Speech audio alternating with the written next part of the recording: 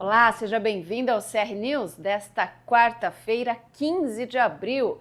E olha, a gente começa essa edição falando que um idoso de 80 anos viveu momentos de terror dentro da própria casa no bairro Jardim Imperial, em Catanduva. Ele foi surpreendido por um criminoso armado com uma faca no final da tarde de ontem, terça-feira, feriado em Catanduva. A vítima, mesmo com idade avançada, ainda resistiu ao assalto e chegou a entrar em luta corporal com o criminoso. Durante a confusão, o idoso acabou ferido na mão e no punho. O homem conseguiu fugir levando apenas o aparelho celular, mas a resposta da polícia foi rápida. Equipes da Força Tática montaram um cerco e encontraram um suspeito escondido em um imóvel abandonado e com ele os policiais apreenderam a faca usada no crime e recuperaram o celular da vítima. O homem foi preso em flagrante por roubo e já está à disposição da justiça. O objeto roubado foi devolvido ao proprietário e, apesar dos ferimentos, o idoso passa bem. É o tipo de crime que assusta, mas graças à agilidade da Polícia Militar, terminou com o autor atrás das grades. Momentos de pânico no estacionamento de uma farmácia em São José do Rio Preto. 3 criminosos em 2 motocicletas renderam um casal e uma criança na noite desta segunda-feira. Era por volta das 7h20 da noite quando as vítimas saíam do estabelecimento e o motorista foi abordado pelo trio armado e obrigado a ligar o veículo. Sob forte ameaça, o casal e a criança tiveram que descer da caminhonete às pressas. No meio do desespero, a mulher tentou correr com o filho no colo, mas acabou escorregando e caiu na calçada. Apesar do susto e da brutalidade da abordagem, felizmente ninguém ficou ferido. Os ladrões fugiram com a caminhonete e até agora ninguém foi preso. A Polícia Civil já está com as imagens e investiga o caso para tentar identificar os criminosos. A Polícia Civil de Mirassol investiga a morte de um homem encontrado dentro de um carro na zona rural da cidade nesta segunda-feira. O veículo foi avistado por moradores no início da manhã. A área foi isolada para o trabalho da perícia técnica, que buscou pistas que possam ajudar a entender o que teria acontecido. O corpo do homem foi encaminhado ao IML de São José do Rio Preto para exames detalhados e até o momento a identidade e a origem da vítima não foram divulgadas pelas autoridades. O caso agora está nas mãos da Polícia Civil, que aguarda o laudo da perícia para saber se foi uma morte natural ou se houve algum tipo de crime. E o feriado de 1º de maio já está batendo as portas e o SINCAT, o Sindicato dos Funcionários e Servidores Públicos Municipais de Catanduva, já está nos preparativos finais para o grande evento, a Festa do Trabalhador. O evento, que acontece no clube do SINCAT, já virou tradição e é um dos mais aguardados pelos funcionários públicos municipais, pois o evento reúne as famílias dos servidores para um dia de celebração e lazer. Quem traz os detalhes e faz o convite especial é o vice-presidente do SINCAT, Pedro Cerosi. Olá, muito bom dia, você servidor público municipal de Catanduva, quem vos fala é Pedro Cerosi do SINCAT. Quero conversar com você a respeito do nosso 1º de maio. Todas as festividades estarão acontecendo dentro do clube, onde várias atividades estarão acontecendo. Estarão acontecendo as finais do campeonato de futebol entre os departamentos, estará acontecendo o campeonato de truco, o campeonato de sinuca, também o campeonato lá de supino. Você que é funcionário público sindicalizado, procure o SINCAT neste 1º de maio, vá até lá, participe, passe o dia no clube com música ao vivo, passe lá com a sua família.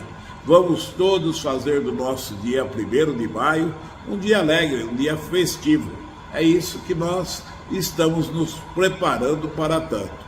Agora, você que irá participar do campeonato de truco, faça sua dupla. As inscrições serão feitas lá no Clube do Sicate no próprio dia 1º de maio, a partir das 8 horas da manhã. Também o Sinuca, vá lá, se inscreva, participe, terão medalhas e troféus para os vencedores. Será um dia maravilhoso, onde nós contamos com você, a sua família, para participar conosco lá no Ciclube do 1º de maio, Dia do Trabalhador. Você é nosso convidado. Participe! E olha só esse caso de violência. Um homem foi preso em flagrante após espancar um filhote de cachorro de apenas 4 meses com um pedaço de pau. O crime aconteceu no último domingo em Santa Adélia e, infelizmente, o animal não resistiu. A polícia militar foi acionada por pessoas que não se calaram diante da violência. O vereador do município, Luiz Fernando Cardoso Barbosa, estava próximo ao local e ouviu os gritos do animal. E ao olhar pelo vão do portão, ele presenciou a cena. O dono do filhote dava pauladas e prensava o cachorro contra a parede. O vereador gritou para que ele parasse, mas já era tarde. Na tentativa desesperada de esconder o crime, o agressor chegou a jogar o corpo do animal no telhado da casa, como você pode ver nesta imagem. O homem foi detido, mas infelizmente acabou solto na segunda-feira após audiência de custódia. Fica aí o alerta: maltratar animais é crime. Se você presenciar uma covardia dessa, como fez então o vereador de Santa Adélia, não se cale, denuncie pelo 190. Hoje não é segunda-feira oficialmente, mas estou aqui com o Dr. Guilherme, que veio para tirar todas as suas dúvidas sobre os seus direitos. Pós-feriadão tá vivo aqui, né, doutor? Boa noite, Natália. Boa noite, pessoal de casa. Segunda-feira oficial aqui para Catanduva, pelo menos. Pessoal das outras cidades que estão nos acompanhando. Feriado aí semana prolongado, curta, semana né? curta. Feriado prolongado Catanduva, aniversário de Catanduva, 108 anos de emancipação política. Deixar aqui os parabéns para nossa cidade feitiço e vamos ao trabalho. É isso aí, olha, então durante a semana chegaram algumas perguntinhas dos nossos internautas querendo saber. Olha a primeira pergunta, que pergunta interessante. Doutor, namoro uma moça que tem 2 filhos, é verdade que se eu me separar dela eu vou ter que pagar pensão? Fake news! Vamos falar para a Cauane e para o Fernando, pessoal das técnicas. Quando tiver uma fake news, a gente fala fake news. Aparece fake news aqui. Fake news de internet. Nath, vamos lá. Pessoal, isso pode existir? Sim. Mas essa relação ela tem que atender a alguns quesitos, tá? Não quer dizer que você já vai começar a namorar a pessoa e já vai ter isso. Não. Para que isso ocorra, é a chamada pensão afetiva, quando é reconhecido a paternidade ou a maternidade afetiva da pessoa com os filhos do companheiro, do cônjuge ou da companheira. Para que isso aconteça, eu tenho que ter a resposta a um binômio. Inter e exter. Inter, dentro de casa, essa relação dentro de casa tem que ser uma relação afetiva de pai para filho, de mãe para filha. E exter, ou seja, fora de casa, a sociedade também precisa ter essa visão de pai, filho, de mãe e de filha. Então não é qualquer relação, isso de forma alguma vai impedir você, porque tem muita gente na rede social com medo. Eu não posso fazer carinho, eu não posso levar para passear, porque vai tirar foto e vai cobrar pensão. Essa é a preocupação de alguns, né? Muita gente com medo, né? eu deixo meu filho sair para comprar cigarro, vou ter que assumir o filho do outro. Não, fica tranquilo quanto a isso. Para que isso ocorra, tem que ter realmente essa relação inter e exter. É quase igual à união estável entre o casal, tá? Que tem que ser reconhecido dentro da relação dos dois e fora. Também tem que ser uma relação pública. Então, meu amigo, se a sua dúvida, seu medo é esse em relação à questão de pagar pensão, essa relação ela tem que ser pública e notória, ou seja, dentro de casa, você tem que tratar como filho, você tem que ajudar na educação, ele tem que te ver como pai, como genitor, e o mundo lá fora, as pessoas também. Você tem que chegar às pessoas e falar assim, é meu filho, é minha filha. Fora isso, fica tranquilo, trate com carinho essa criança, ajude a educar essa criança para que essas 2 crianças se tornem bons cidadãos e que espero que você não tenha que se preocupar com isso, que sua relação seja muito duradoura. É isso aí, pergunta respondida. Vamos para a próxima. Como ficam as pessoas que compraram os carros que estão na relação do processo de quitação futura? E tem uma outra pergunta também. Se eu perder um processo, vou ter que pagar tudo da outra pessoa? Bom, vamos por partes. Primeiro a questão, né? Muita gente preocupada com essa lista que vazou, inclusive você que recebeu essa lista, não compartilhe, tá? Porque essa lista vazou de um processo sigiloso. Você que está compartilhando aí, você está atrapalhando o trabalho da Polícia Civil e também você pode estar prejudicando pessoas que estão nessa lista que não tem nada a ver com o BO, tá? Isso é verdade. Então vamos lá. Que nós viemos falando aqui, né, Nath? Sobre falar sobre pessoas que estão Isso. dentro dos processos. Então, eu sei que a pessoa que acompanha o CR News não está compartilhando essa lista. Mas se você recebeu essa lista e o seu carro consta, aqui a gente tem que fazer uma separação. Se você comprou esse carro e ele já tinha sido quitado, ou seja, aquele financiamento que gerou ele estar nessa lista foi quitado e você adquiriu esse carro sem nenhuma restrição financeira, fique tranquilo. Você é um terceiro de boa fé, você não tem problema nenhum com a justiça. Agora, essa dica não é só para esses carros, tá? É para qualquer tipo de pessoa que você viu lá no Instagram. Vende o carro, deixa eu pagar no nome. Ou alguém chega em você e fala assim, ó, você pega esse carro, você vai pagando e depois você me paga o que eu paguei. Não caia nisso. Por quê? Pode ser que vai dar certo? Pode, mas pode ser que vai dar muito errado. Por quê, pessoal de casa? Quando você adquire um carro e financia, esse carro ele não pertence a você. Você tem a posse desse carro. Esse carro ele pertence ao banco que financiou ele. Então, tanto que no documento está lá embaixo, bloqueio, alienação fiduciária, banco tal. Então esse carro não pertence a você, esse carro pertence ao banco e você está pagando o valor que o banco pagou, com juros e todos os encargos, e ao final, esse carro, você recebe uma carta de quitação e esse carro vai ser seu. Ou seja, você está com um veículo que não te pertence, você está com um veículo que pertence a um banco, que a maioria das vezes não está nem recebendo por esse bem. Então você pode inclusive ser enquadrado como um partícipe ou até mesmo como um autor de um crime de estelionato. Então, recuse qualquer pessoa que venha te oferecer um carro que está financiado em nome de outra pessoa para você assumir as parcelas ou para você pagar daqui 2, 3 anos. E a outra pergunta, se eu perder no processo ter que pagar tudo? Aqui depende muito, tá? Se esse processo corre no juizado especial civil, que é um juizado que não tem custas, provavelmente você vai ter que pagar a condenação pela qual você foi condenado, ou fazer o que você foi condenado. Agora, se esse processo corre na vara civil, por exemplo, você pode ser condenado a pagar custas e honorários de sucumbência. E aqui eu já faço uma diferença para o pessoal de casa, que existem honorários contratuais e honorários de sucumbência. Tem um áudio que roda nas redes sociais que a pessoa fala assim, eu só quero te pagar para o advogado com os honorários de sucumbência. Pessoal, isso não existe, tá? Honorários contratuais é o que você contrata com o seu advogado. Olha, eu vou te pagar 30%, eu vou te pagar X reais. Honorários de sucumbência é o que o juiz determina que a parte que perdeu pague para o advogado da parte que ganhou. Esses dois pertencem ao advogado, tanto contratual quanto sucumbência. Ou seja, se você perder um processo na vara civil, pode ser que você seja condenado a pagar honorários de sucumbência e também os custos judiciais. Mas, se você tiver gratuidade de justiça, ou seja, você comprovar judicialmente que você não tem condições de pagar, de arcar com essa dívida, essa cobrança ela fica suspensa pelo prazo de 5 anos. Se em 5 anos você não melhorou de vida, você continua não conseguindo arcar, aí ela prescreve e você não vai ter que pagar esse valor. Última pergunta, doutor. Processar alguém demora muito mesmo ou isso é mito? Verdade ou mito?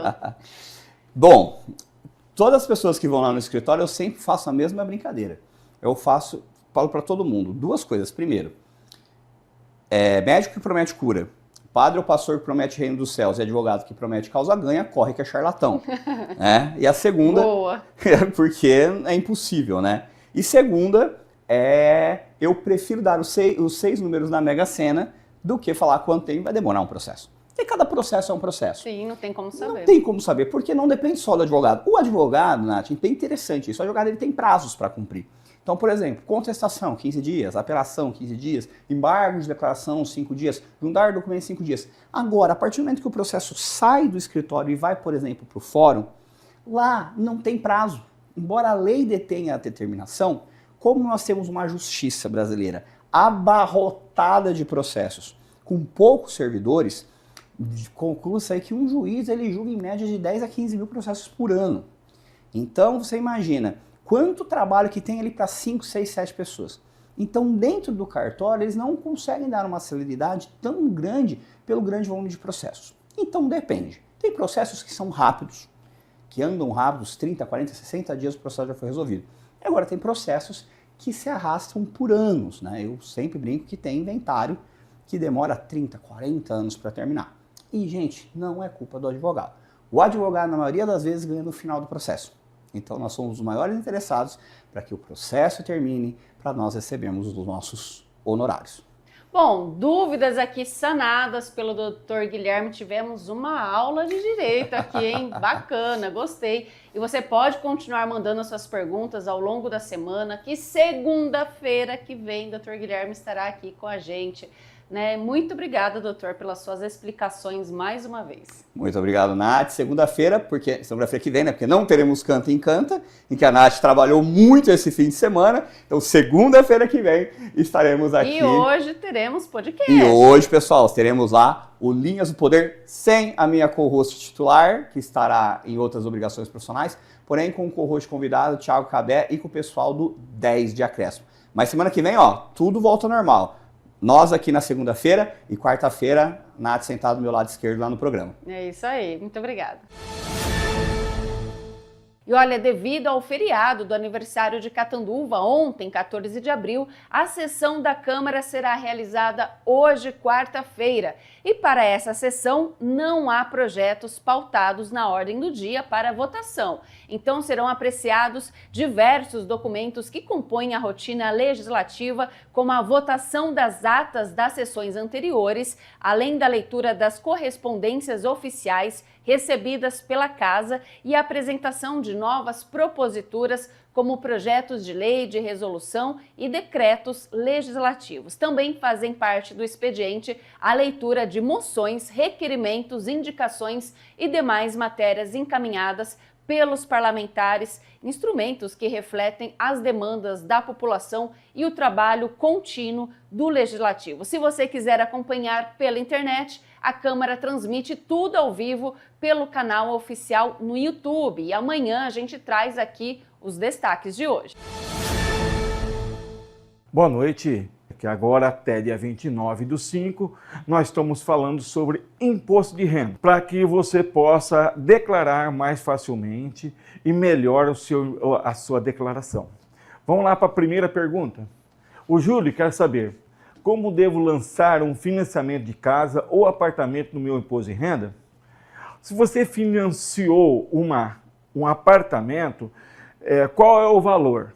Nesse valor você vai colocar em bens e direitos, sem mudança nenhuma, O valor que você pagou vai ser colocado lá. Na ficha de débitos, na ficha de quanto eu estou devendo, as parcelas pagas ano a ano, para que você possa descendo esse financiamento que você está pagando, tá bom? Oi, vamos de novo. A dona Roberta perguntou para nós, ela comprou um carro financiado em 2025. Como ele deve lançar no imposto de renda? Em bens e direito. Se for o financiamento, o valor... Em bens e direito, você vai colocar o valor total que você pagou o carro. Total. 100 mil reais, 100 mil reais. E lá em débito, nós vamos colocar as parcelas a ser pagas do financiamento. Então, se eu fiz em 36 parcelas, você vai tirando lá. Paguei 5 parcelas, paguei mais 12, até chegar no 35 e quitar o financiamento, tá bom? O Adriano nos perguntou aqui, ó. Possuo mais um trabalho. Tem algum desconto no meu imposto de renda? Posso fazer por simplificado? Sim, você pode fazer se isso se as suas despesas com médico, dentista, hospital, psicólogo, com a saúde, ele melhorar para você no simplificado, senão você vai fazer pela completa. Você vai ter que pegar e analisar primeiro o simplificado e a completa. Qual que seria melhor para que você possa ter um pagamento de imposto menor. Olha lá, o Rafael nos perguntou, eu investi um pouco em ações e criptomoeda, mesmo valores abaixo. Eu realmente preciso declarar isso? Então vamos lá. Essa é uma pergunta que já teve uns problemas para nós resolver. Tudo que você fazer em ação, você é obrigado a fazer a declaração de imposto de renda. Não importa a quantidade de ações que você comprou. Você tem que colocar isso tudo no imposto de renda e também a criptomoeda. Então, você é obrigado a fazer a sua declaração de imposto de renda. O Roberto, ele recebeu uma herança dos pais, ele está perguntando se precisa pagar imposto sobre isso ou é só declarar. É somente declarar.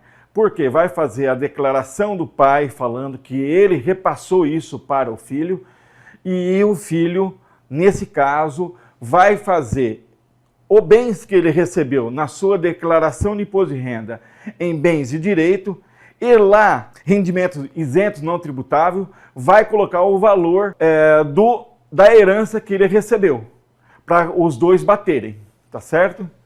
Então tem que ser declarado. A Fernanda Lopes perguntou, comprei minha casa financiada e ainda estou pagando. Eu preciso declarar isso como dívida ou como um bem? Os dois você vai declarar.